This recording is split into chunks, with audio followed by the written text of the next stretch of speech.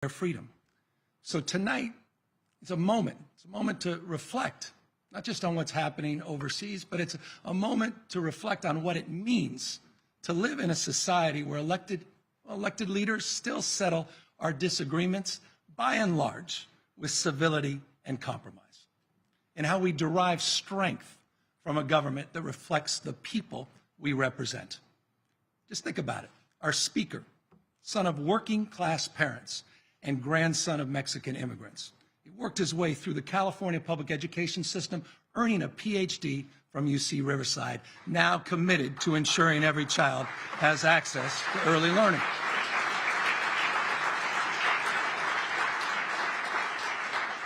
Our pro tem, born in poverty in Virginia. She came to California and became a champion for housing and equal rights for all, the first openly gay woman to lead both the Assembly and the state Senate.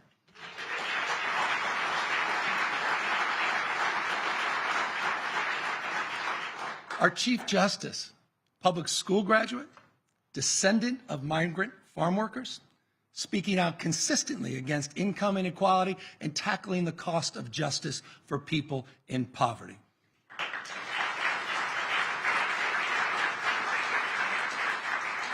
And take our constitutional officers here tonight. Think about this. They include the daughter of an Arkansas sharecropper, an immigrant from the Philippines, the daughter of parents born in China and Greece, one raised by a teacher from Panama, and the proud son of undocumented Mexican immigrants. Thank you all for your remarkable service to our state.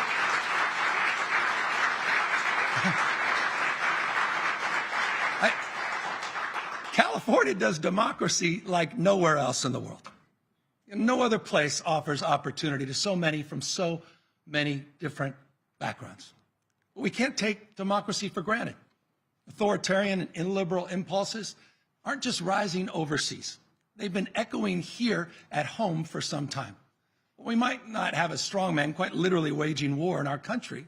We are plagued by the agents of a national anger machine, fueling division, weaponizing grievance, powerful forces and loud voices stoking fear and seeking to divide us, weakening the institutions of our democracy, counting on complacency to erode voting rights, scapegoating vulnerable minorities, conjuring conspiracies, and promoting otherness, actively exploiting the anger of the anxious. Anger, by the way, that finds a home when people feel understandably disconnected from each other and our collective future, when that future doesn't look as bright as the past, making them more susceptible to the siren calls of those trying to tear us apart.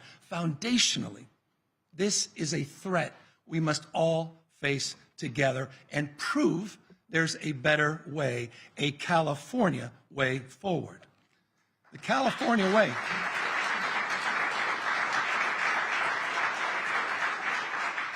The California way means rejecting old binaries and finding new solutions to big problems. Take, for example, the speaker was talking about climate policy. California has no peers.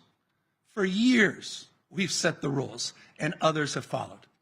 But over time, we've learned we can't solve big problems like climate change situationally with short-term thinking. Look, no one's naive about the moment we're living in, with high gas prices and the geopolitical uncertainty that's fueling them.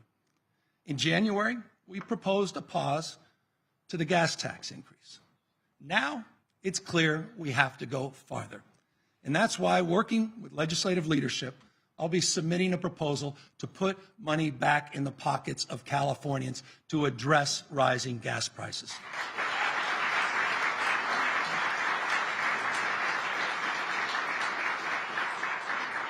But I want to make this clear. At a time when we've been heating and burning up, one thing we cannot do is repeat the mistakes of the past by embracing polluters, drilling even more oil, which only leads to even more extreme weather, more extreme drought, and more wildfire. What more evidence? What more evidence do you need than our own state? Just think about this. In the past few years, we've seen whole communities nearly wiped off the map. Greenville, Paradise, Grizzly Flats. How many more are we willing to sacrifice? We need to be fighting polluters, not bolstering them.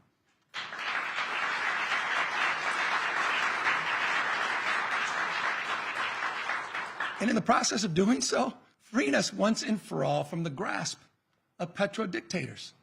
But this conversation can't just be about supply, it can't just be about oil supply. Daily life still demands too much fossil fuel. That too has to change, underscoring the importance of accelerating California's leadership in clean technology. This is not just a national security and environmental justice imperative. Clean energy is this generation's greatest economic opportunity. A perfect example, by the way, a perfect example of that is our dominance in electric vehicle sales and manufacturing. It was, by the way, California policies that created this market. Now we have an opportunity to extend this leadership to secure critical component of the supply chain for batteries by tapping one of the world's largest lithium reserves right here in California, in Imperial Valley. And you consider this, our nation-leading climate investments, some $38 billion, will ensure that other innovations will surely follow, not by recreating the 20th century, by extracting more oil, but by extracting new ideas, drilling for new talent, by running our economy on a carbon-free engine. That's the California way. Now, when it comes to the economy, California's unmatched. We dominate. We dominate in research, innovation, entrepreneurialism, venture capital, and remain the world's 5th largest economy. Our GDP growth has consistently outpaced not only the rest of the nation, but most other large Western democracies. Think about this. In December alone, 25% of America's jobs were created right here in California, 1 million new jobs just in the last 12 months.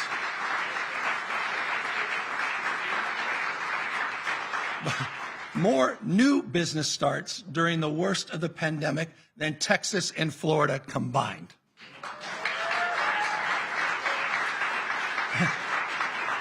But you know what makes us so different than those states, besides the freedom of a woman's right to choose?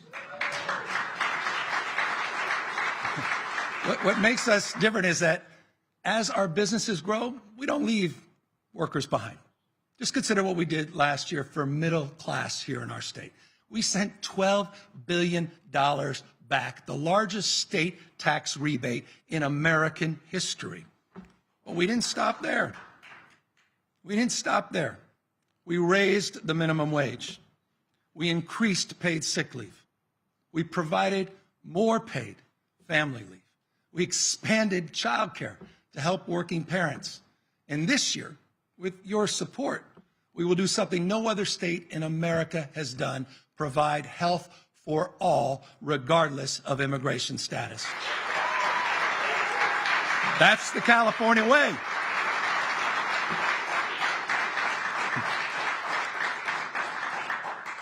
And speaking of not leaving people behind, no state took bolder steps to protect public health and human life over the last 2 years. Our lockdowns, distressing as they were, saved lives. Our mask mandates saved lives. Your choices saved lives. California experienced far lower COVID death rates than any other large state. Fewer than Texas, Ohio, fewer than Florida, 35% fewer to be exact.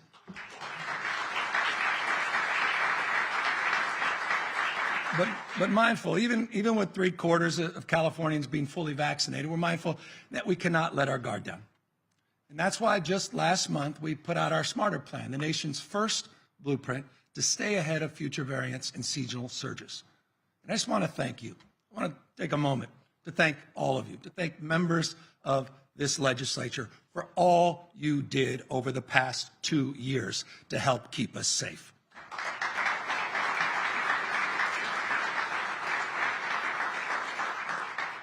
But there's another crisis, all too familiar, referenced just a moment ago, and that's the crisis of homelessness, which we know has worsened over the last decade, not only here in California, but all across our nation. You know, it was just a few years ago, California lacked any comprehensive strategy, no accountability, and no meaningful state resources to solve the problem. But that's all changed.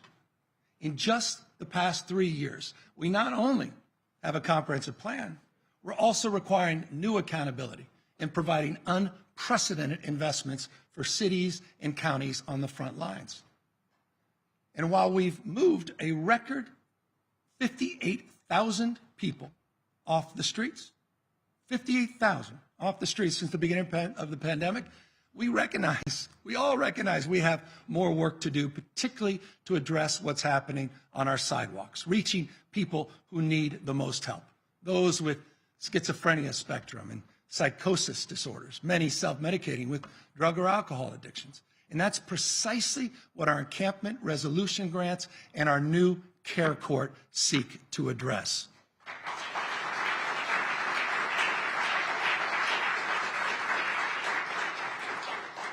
Getting people off the streets, out of tents and into housing and treatment is essential, clearly essential to making our streets safe for everyone. But public safety certainly isn't just about homelessness.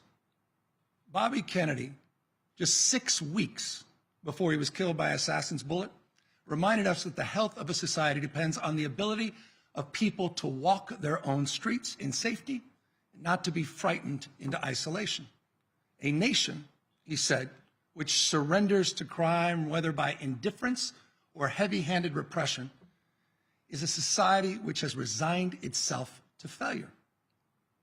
Our approach is to be neither indifferent to the realities of the present day, nor revert to the heavy-handed policies that have marked the failures of the past. We're funding local law enforcement and prosecutors to investigate and solve more crimes. We're bolstering the Attorney General's office, prosecuting organized theft rings, and getting illegal guns off our streets.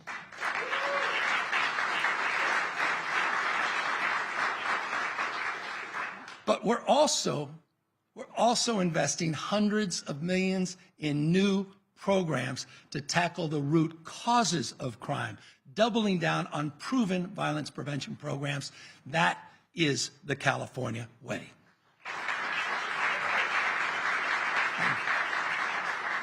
Of course, to tackle any root cause, we need to talk about education. And I'm not talking about that version of education reform being promoted in some states, where they're banning, quite literally, you can't make this up, where they're banning books, where you can sue your history teacher for teaching history, and where you can't even say the word gay.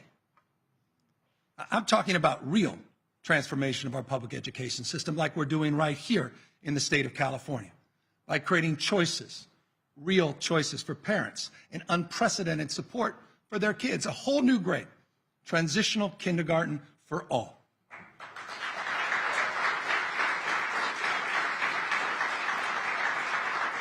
Nine hours of enrichment a day with true universal before and after school programs.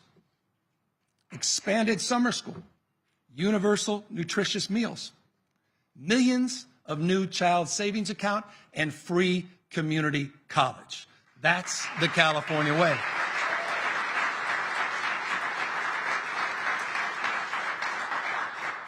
Look, I think all of us, at least here, can agree to this, that people have always looked to California for inspiration. Now, in the midst of so much turmoil, with the stacking of stresses and dramatic social and economic change, California is doing what we've done for generations, lighting out the territory ahead of the rest, expanding the horizon of what's possible. We know that government cannot be the entire solution, but we also know that government has always been part of the solution. By creating a platform for people and the private sector to thrive. And as Freeman said, we have a formula for success, setting rules for risk-taking, not recklessness, infrastructure, research and development, investing in our conveyor belt for talent, the finest system of higher education anywhere in the world, our CSUs, UCs, and community colleges. And ensuring society provides a hand up when people need help, maintaining our pro-immigrant policies and welcoming refugees from around the world.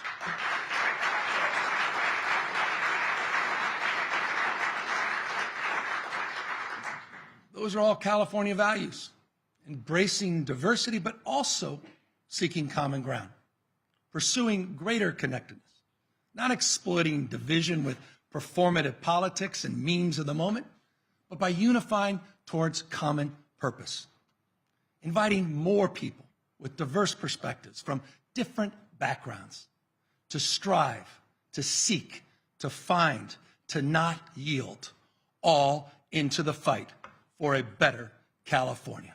Thank you all very, very much. Thank you for the privilege of your time tonight.